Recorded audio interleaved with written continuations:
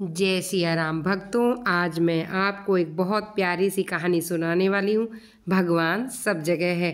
एक दिन मंदिर की सीढ़ियों पर एक व्यक्ति बैठा हुआ था। वह आदमी हर रोज सुबह होते ही मंदिर की सीढ़ी पर आकर बैठ जाता। जो भी व्यक्ति मंदिर में आता वह उसे प्रसाद दे देता था। प्रसाद लेकर वह उस प्रसाद को अपने पास रखता और जब उसे भूख लगती तो वह उसे खा लेता।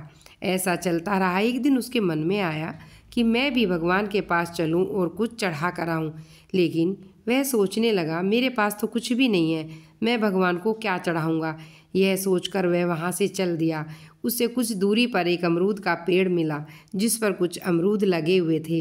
वह कुछ अमरूद लेकर मंदिर की ओर आ रहा था। उसके रास्ते में एक लड़का आया जो कुछ मांग रहा था क्योंकि उसे बहुत भूख लगी थी। उस आदमी ने कुछ अमरूद जो बहुत मीठे थे अपने हाथ में लिए हुए थे।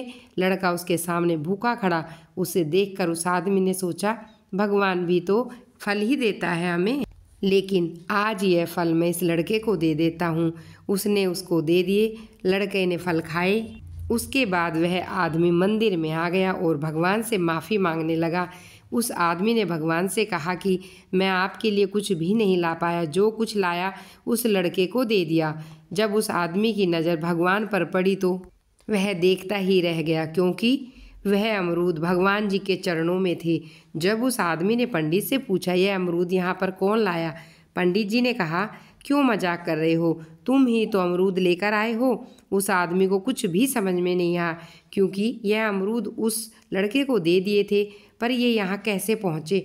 वह सोचता रहा। सोचते सोचते वह झोपड़ी में चला गया और वह सो चुका था। जब उस आदमी को सपना आया, भगवान ने दर्शन दिए, कहा, मुझे तुम्हारे फल मिल गए।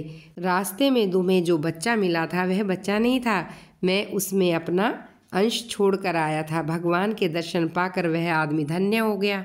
उसे समझ में आ चुका था भगवान हर जगह है पर हम उन्हें देख नहीं पाते।